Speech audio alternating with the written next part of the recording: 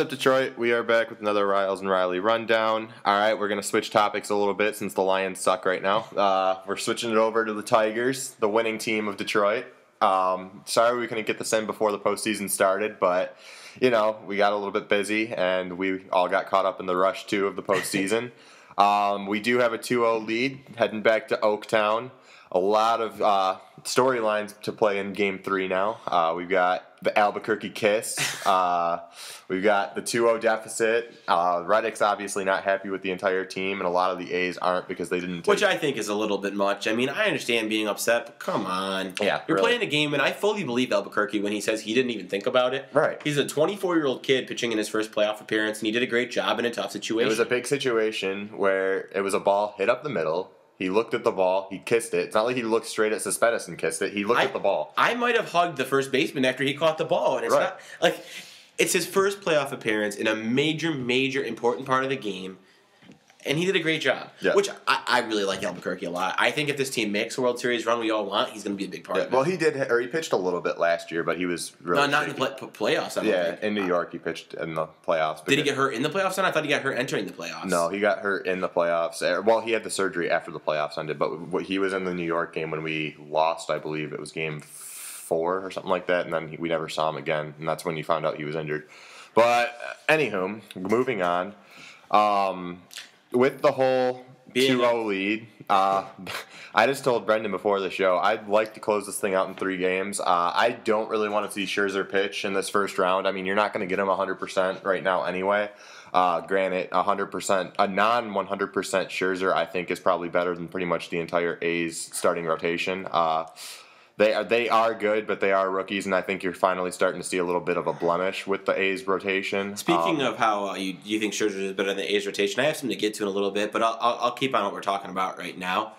I do agree in a certain way that I would love to see this series finish tomorrow. It would be great to not have Verlander again, not have to rely on an injured Scherzer, and just close the thing out.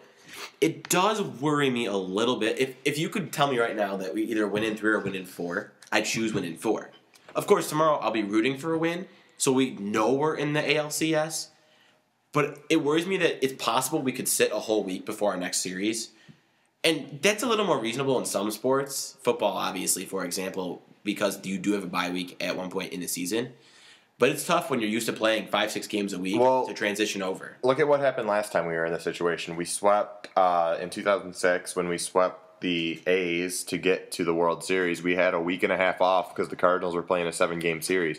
We came out in Game 1 and looked cold as could be. Right, it looked like we had sat for about a week. And I hope that doesn't... Now, it very well could be. We could finish in 3 or 4, and the Yankees finish in 3 or 4. Yep. And I'm still going to be rooting for finishing in 3.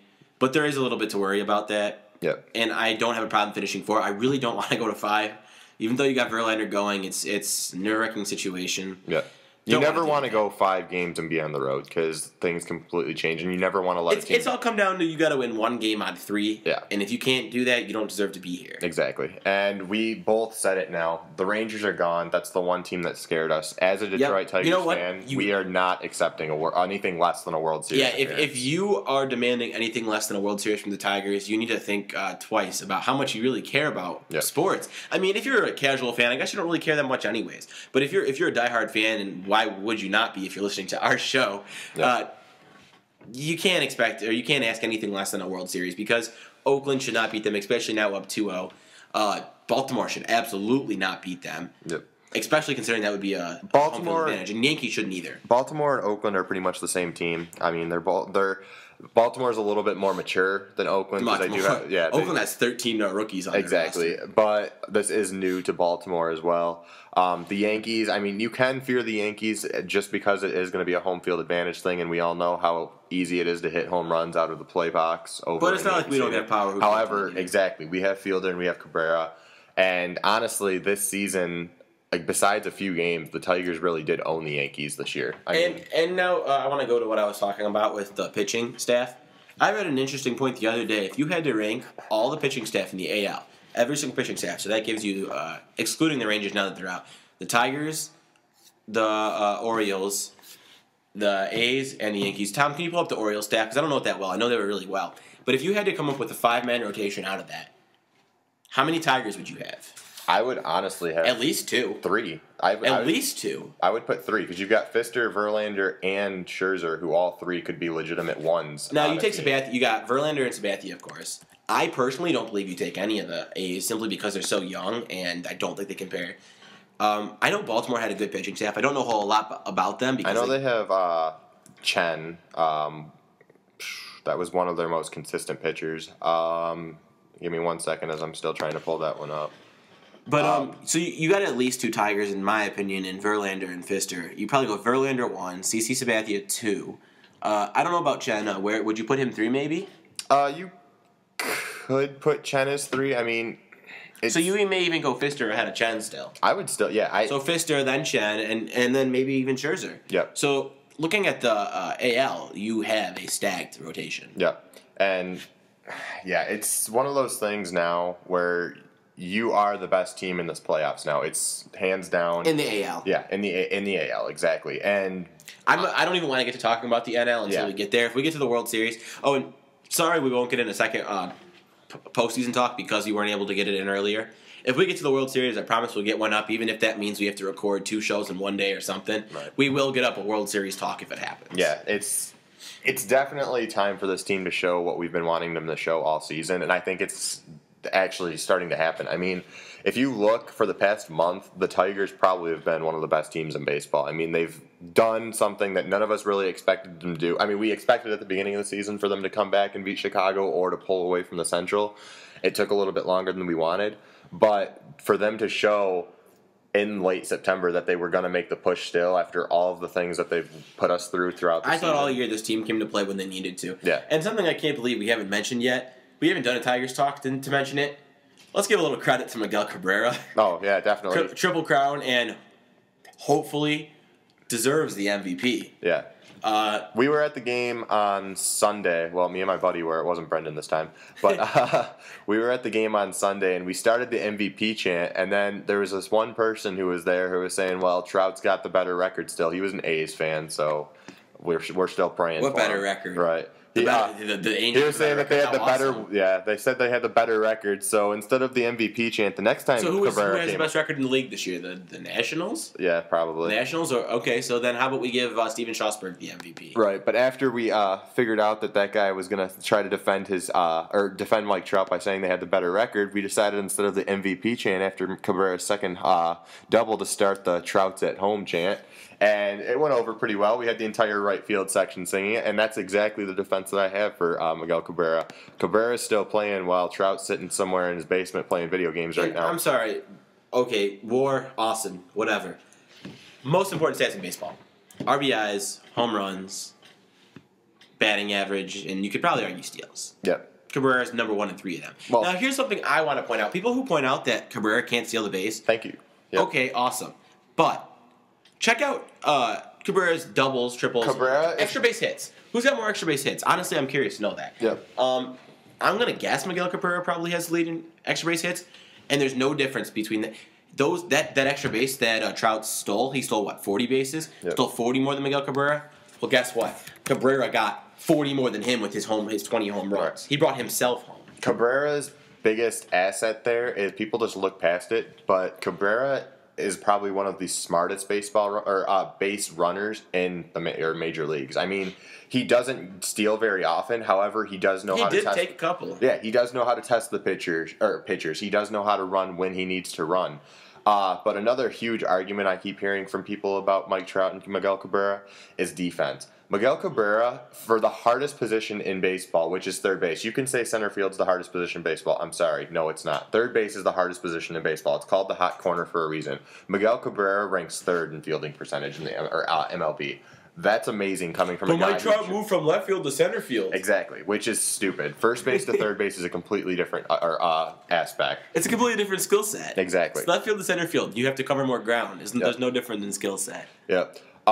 Another thing I want to talk about, I actually heard this the other day. I forget if it was on ESPN or maybe it was on one of the local radio stations. The Tigers have been in talks with Anibal Sanchez. This might not end up being a rental. Thank God, I hope not. They are really starting to think about him becoming the fourth starter, which is huge. Because honestly, let's be honest, we've had Ricky P now for almost 4 months. And, I mean, although he has shown a little bit of brightness, he hasn't been as consistent as we would like. If we can package him in a deal, it would be great.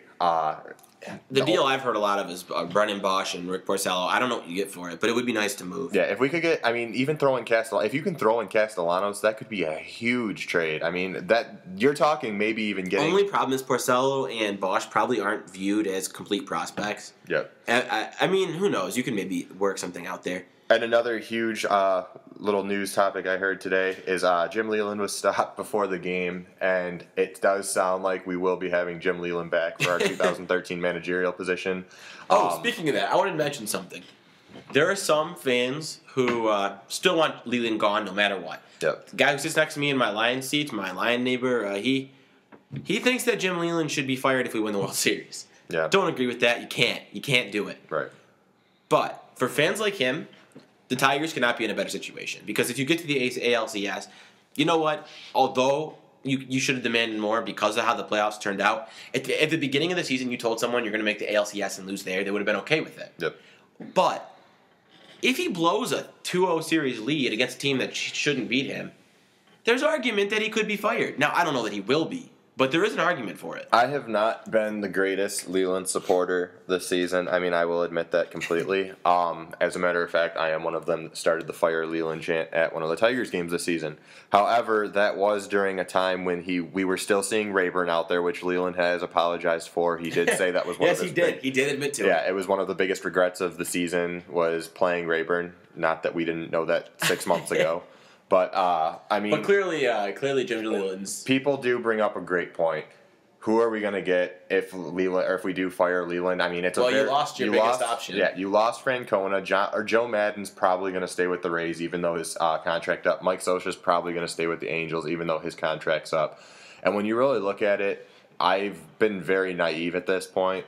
But Leland is still one of the best baseball managers in the game today. I mean, if you go through a top 5, top 10, he's gonna. I just like to let people know that this is the biggest flip flop I've ever heard, and nothing wrong with that. But no, it really. This guy wanted to fire Leland 40, 50 games. It really was, season. but the only reason why it was is because I was seeing lineups with Rayburn and Kelly and Santiago. No, I understand, and I don't blame you. It's hard to fire a guy after he makes the playoffs. Yeah, and it's true. I will completely agree that I am being a flip flop. But I can remember multiple times you texted me only 50, 60 games into the season. This guy needs to be gone now. I'd be like, well, you can't do it yet. You got to give him the season. Although Brendan did the exact same thing when he was telling me you can't do it this late in the season. Then I received a text about 3 weeks before the season ended saying, okay, I'm all good with firing him now. But there's a difference. I was okay. After he lost the game to Chicago, that put them down 3 games, I was okay with it. Yep. I didn't necessarily need it, but I was okay with it. You were demanding it 50 games. True. I was saying, okay, I have no problem with firing now. Because at that point, most people thought the playoffs were a long shot, and really they were. You made that long shot because Well, here, I'm gonna back up my point a little bit here.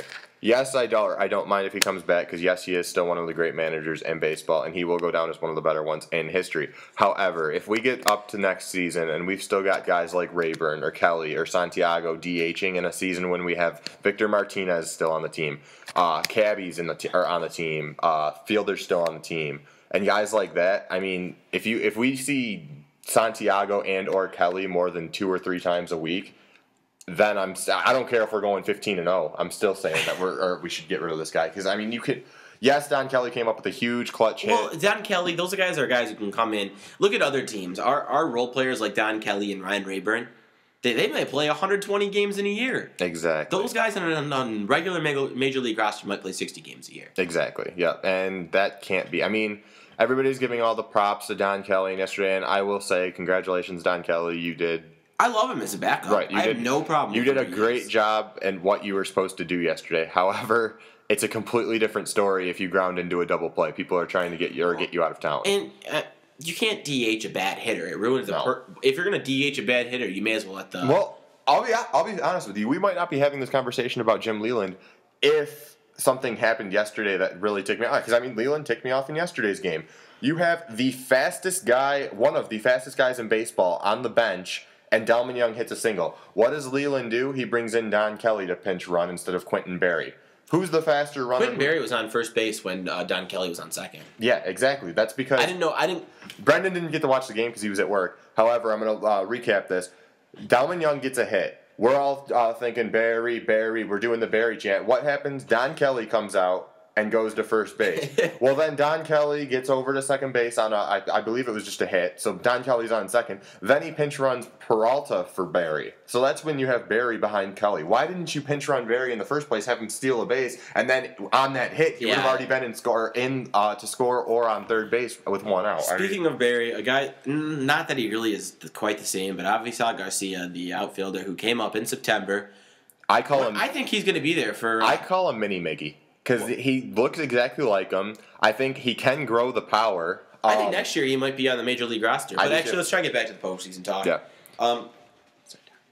I did not agree with... I'll be the first to say, I actually didn't agree with the Avisal Garcia on the postseason roster at first. He's done a good job, but I still don't think he should be. Exactly. However... The only reason why I was, or put it this way, the only reason why I wasn't going to defend the Avisal Garcia move was because you did take off Brian Villarreal, who was one of the best relievers midway through the season. And Villarreal's got stuff that a lot of pitchers and hitters have trouble. No, I would like to have Villarreal instead of Garcia as well. Here's my devil's advocate, and I don't have a major problem with it. Here's my devil's advocate. Villarreal showed late in the season he struggles in clutch situations. Yeah. Great pitcher when the game's not on the line, but when they brought him in close situation, he struggles. Yep. Garcia has been great when he's been up here. Yep. My problem with Garcia is he was brought up for the first time on September 3rd, which... Is this new that if you're brought up... I thought if you were brought up that late in the season, you couldn't play. So did I. I don't know if they changed something or not. One thing I want to get at, again, what you just touched at, he wasn't brought up till September 3rd. Where was this guy throughout the entire season? Why was he not brought up in June when Rayburn was hitting 100? A key stat that I'd like to look at, the guy has 3 career RBIs. Yeah. And he's playing in the postseason. Yeah, it's... I could get 3 career RBIs in the major leagues. Yeah, I mean, a lot of that has to do with he was brought up late, and I mean, he was... It's not his fault, but he did play 23 games. He did, and I mean, don't get me wrong. Like Brendan said, I said it earlier on the show, I do call him Mini Miggy, because I do believe this guy does have... He's going to grow into... How old is he? I think he's only like 23, maybe 22. Because I know it was his MLB debut, but I thought he was brought up rather...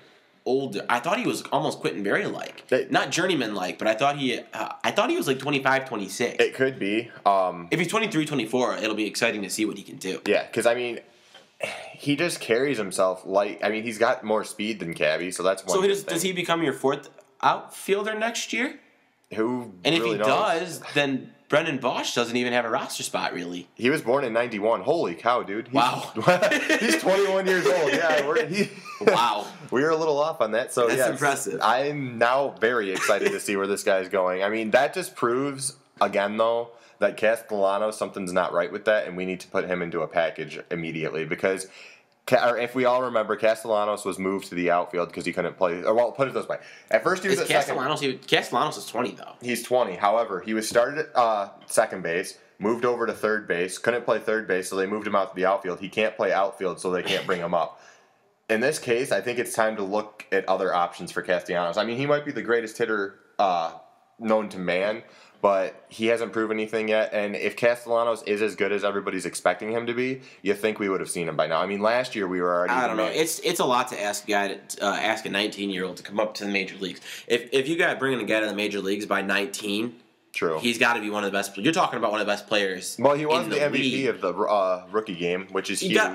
I mean, I've been saying all year long I don't have a problem with trading him because I'm all for trading prospects. Right. Prospects are prospects. You don't know what they're going to do. Yep.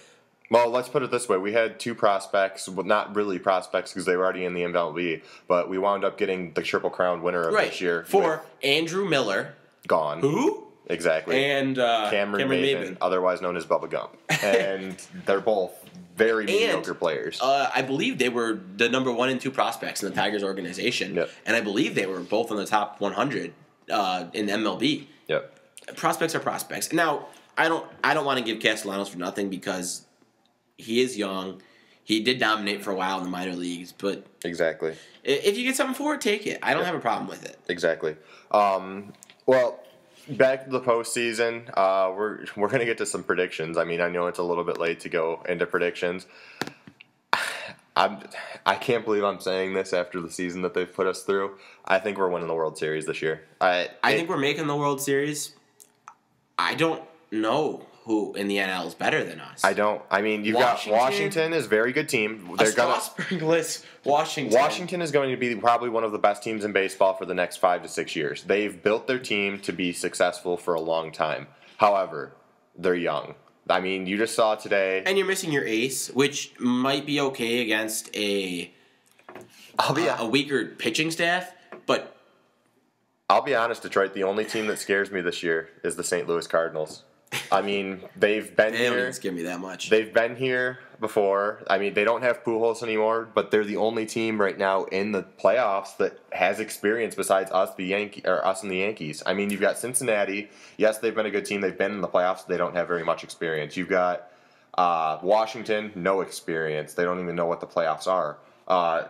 St. Louis, obviously, they do have the experience, and San Francisco. I mean, we don't have as much experience as you may think either. We have some. I mean, Verlander's had 2 postseasons, Fister's had 1, Scherzer's had 1, Fielder's had a couple, Cabrera's had a couple. I mean, we have more. I do agree. We have more experience than the average team. Yep. But we don't have a ton either. I don't think there's anyone on our team who has more than 3. Right. If they no core piece of our team has more than 3 that I can. Laird's the only person that probably has more than 3 or 4. I think Laird probably has about. Now 4. it is harder to get that experience in baseball because baseball is probably the toughest sport to make the playoffs. Right. Statistically, by the numbers of how many teams get in, it is. Well, I'm gonna throw something else out here. This is for all the athletics fans who just happened to find our page on this too. You guys got screwed with this new format. Do you realize how much this completely changes like the way how much money they're gonna make? There might not even be a game or a second game in Oakland, which means everybody who was ready to buy postseason tickets because their team was the favored team isn't even going to be able to see their team twice. It's wrong that the higher seed may only have 1 home game. Well, think about how good of a position the Tigers are in right now. They're up 2-0. The thought of the 2-3 series is that if Oakland takes one of the 2, then they're in good shape. But I don't understand it because here's the thing. If the Tigers win the first 2, which they did, they have to take 1 out of 3 in Oakland. Yep. Not asking a lot. Yep. If Oakland wins 1 out of the 2 in Detroit, Oakland still has to win 2 out of 3 in Oakland, which is still you're still asking them to win a 3-game not only series. that, You don't take that much of an advantage by winning 1 in Detroit. But the way that Oakland lost the second game, I mean, if you've ever seen a defeated team, it could be right now. I mean, you've got. Well, no, they got some motivation. But what I'm getting at, kicks the ball. They were up by 1 in the 6th, we tie it. They were up by 1 in the 7th, we tie it. And then we take the lead in the 8th, and then we win it in the 9th. Speaking of that, Oakland has not scored once this series, the first 2 games, without us answering the very next half inning. Exactly. Which is impressive. Yeah. And I'll be honest, I mean, when you can have the ace go for the ace of that team go in the first, this is the only year that they're going to do this. They're switching it back to normal next year. Which is really stupid. Right. But when you have the ace such as Verlander go at home in the first game of the series, you're automatically basically chalking up as a loss. I mean, yes, people probably got a little bit worried with Verlander's pitch count getting up to like 60 in the 4th inning. Verlander. Carson Anderson this morning said that he didn't have a very good game on Sunday. You're nuts. Or Saturday. You're nuts. Oh, I sent it in a ticket text. They actually read it and admit that I was right. The guy threw 7 innings. Gave up 3 hits, a total of 7 base runners, and 1 run. Yep. We hold Verlander to such high standards that they're saying that wasn't a good game. I call that a great game. Yeah, and anybody who's... That's one of Verlander's best career playoff Anybody, and I mean anybody who is going to say that Fister didn't pitch a good game yesterday is nuts. I mean, yes, he might have given up a few base runners, but the dude gave up 1 run through 7 innings, and it was a great game. I mean, his pitch count in the first 4 innings, I believe he was at like... I want to say, if I remember, he was at 47, and I think 29 of them were strikes, and like maybe it was 39 because he had 29 strikes and 10 balls, which is not not great, but it's also amazing that he was hitting the strike zone so great. I mean, it was at the point where he was putting everybody off at a first pitch strike, where everybody in the stands thought the umpire's hand was stuck in the strike position in the first inning in the first few innings because it was. I actually noticed in the couple innings I got to watch. That's the one thing I pointed out. He was getting ahead of every single person, and that's huge. I mean, if the starting rotation can be as good as they were going down the stretch in September and late July, this team's got the World Series, I think. I mean, you've got Scherzer. This is the best shot they've had in the 3 postseasons in the last 6, 7 years. This is 2006 came out of nowhere. We weren't expecting it, and it was just great that they made the World Series. And I think that's a lot the reason why they made the World Series, because they were such the underdog. No one was giving them any credit at all. Last year, yes, we thought they were going to make the World Series, but ALCS was good enough. This year, make the World Series, because this year, like we already said earlier in the show, if you don't make the World Series this year, it's a major disappointment. Well, and going into the season, you would have been okay with making the ALCS, but because of the way things laid out for you, you have to take Texas got screwed over because of that wild card game, and now we get. You know what though? Texas was struggling. Even if they made it, they may not have advanced. True. But yeah, they were the only team that scared me in the AL. Yep. But well, my prediction was World Series. Brendan, where do you have them? I got them at least making the World Series, and I'm going to give them the win too because, like I said, I can't think of an NL team. No, I mean, the only advantage that the NL has this year, beside of like not even players, it's the home field advantage.